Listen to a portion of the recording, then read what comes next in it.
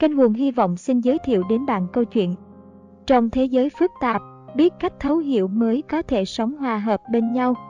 Dưới đây là nội dung câu chuyện. Con người gặp gỡ nhau chính là do duyên phận. Để vẹn toàn mối duyên phận này phải dựa vào trí tuệ, sự khoan dung và lương thiện. Có thể hiểu được nỗi khổ của nhau, mới có thể sánh vai, cùng nhau trải qua thiên biến vạn hóa trong thế gian này. Con người sống cả đời, gặp rất nhiều người, nhưng chỉ có một vài người là tri kỷ. Rất nhiều bạn bè, thường ngày cười cười nói, xưng anh xưng em, nhưng khi gặp chuyện thì mỗi người một nơi, thờ ơ khoanh tay đứng nhìn. Lúc đó chỉ biết thở dài sao lòng người thật dễ đổi thay. Một mối quan hệ tốt, chỉ khi biết nhìn ra điểm tốt đẹp của nhau, thấu hiểu nỗi thống khổ của nhau, thì mới bền vững trường tồn. 1. Tán thưởng điểm tốt, thấu hiểu nỗi khổ của đối phương.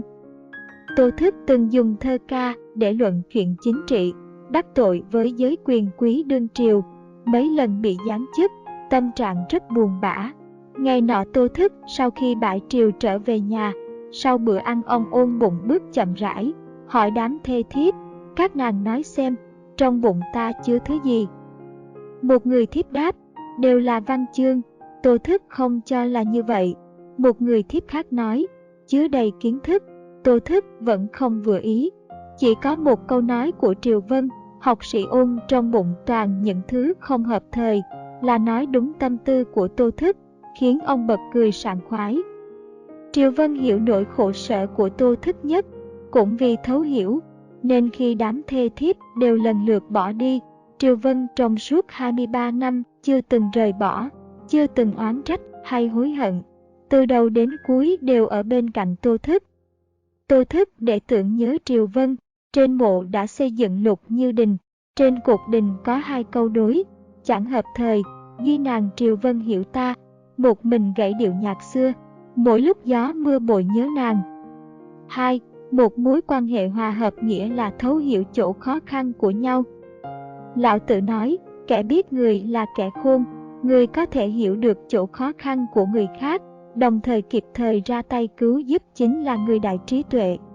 Nhà sử học nổi tiếng Cố Hiệt Cương có một thời gian kinh tế lâm vào cảnh bí bách. Mỗi tháng tiền lương trợ giảng lúc đầu chỉ có 50 nhân dân tệ, một nách một vợ hai con. Hồ Thích biết thời gian này Cố Hiệt Cương khốn đốn, nên mỗi tháng lấy từ tiền riêng của mình 30 nhân dân tệ, giúp ông vượt qua cửa ải khó khăn. Vì Hồ Thích kịp thời ra tay cứu giúp, nên Cố Hiệt Cương có thể chuyên tâm nghiên cứu lịch sử, đem lại cống hiến to lớn cho sự phát triển của ngành lịch sử địa lý Trung Quốc. Về sau khi Hồ Thích gặp phải sự chỉ trích mạnh mẽ ở Đại Lục, Cố Hiệt Cương không màng đến nguy hiểm về mặt chính trị. Trong cuốn tự truyện của mình đã ghi lại câu chuyện cũ trên, để nhớ đến sự giúp đỡ và tình nghĩa của Hồ Thích đối với ông, âm thầm ủng hộ Hồ Thích vượt qua giai đoạn khó khăn. Thêu hoa lên gấm thì dễ, đưa than trong tuyết mới khó, thời điểm then chốt đưa tay ra cứu giúp, vừa giúp mình mà lại vừa giúp người. 3. Vì thấu hiểu nên mới từ bi. Con người ở chung với nhau, vấn đề dễ gặp phải nhất đó là có thói quen yêu thương người khác theo cách của mình, tự cho rằng mình làm tất cả mọi thứ đều hoàn mỹ với đối phương, nhưng đối phương lại thờ ơ thậm chí là căm ghét. Gốc rễ của vấn đề chính là không thấu hiểu, chứ không phải là không yêu. Có một đôi vợ chồng ngư dân, hai người yêu thương thắm thiết, cả đời chưa từng xảy ra tranh chấp hay cãi vã. Người vợ rất hiền từ, hàng ngày chọn một con cá to và tươi nhất trong số cá người chồng mang về, chặt bỏ đầu đuôi, vô cùng tỉ mỉ nấu phần khúc giữa, hôm thì làm món kho, hôm thì làm canh. Nấu xong bày biện lên đĩa cho chồng ăn, còn mình thì ở trong bếp nấu qua loa phần đầu và đuôi cá, ăn cho xong bữa.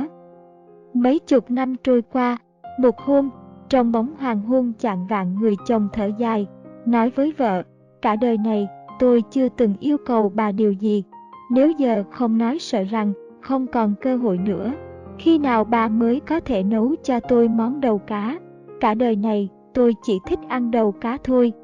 Người vợ nghe xong, nước mắt giàn giụa, Từ khi còn là một cô gái, tôi luôn cho rằng thịt cá là ngon nhất. Vì yêu ông, tôi đều nhường phần thịt cho ông ăn, còn phần đầu thì tôi ăn. Hiểu lầm lớn nhất trên thế giới này không phải là không yêu, mà là yêu theo cách của riêng mình. Sự thấu hiểu chính là sự khuyết thiếu lớn nhất trên thế gian này. Nó còn quý giá hơn cả tình yêu. Vì vậy, trong dòng đời vô tận, sẽ gặp được mấy người có thể hiểu được bạn. Cho dù là gặp được, thì liệu có mấy người thực sự muốn thấu hiểu bạn? Người như vậy, nếu như gặp, thì chỉ cần một người là đủ. Sự thấu hiểu thực sự không phải là cầu cạnh, cũng không phải là chèo kéo, càng không phải là ép buộc, mà là chân thành thấu hiểu một cách tự nhiên. Sự thấu hiểu đó có thể vượt qua tháng năm, vượt qua công danh lợi lộc, thậm chí là vượt qua nắng gió mưa sa. Vì thấu hiểu, nên sẽ lựa chọn cách mà bạn dễ tiếp nhận nhất để yêu bạn. Vì thấu hiểu, nên có thể dùng cách khôn khéo nhất để xử lý mọi chuyện, dùng cách thỏa đáng nhất để bảo vệ những người mình yêu quý. Vì thấu hiểu, nên sẽ từ bi.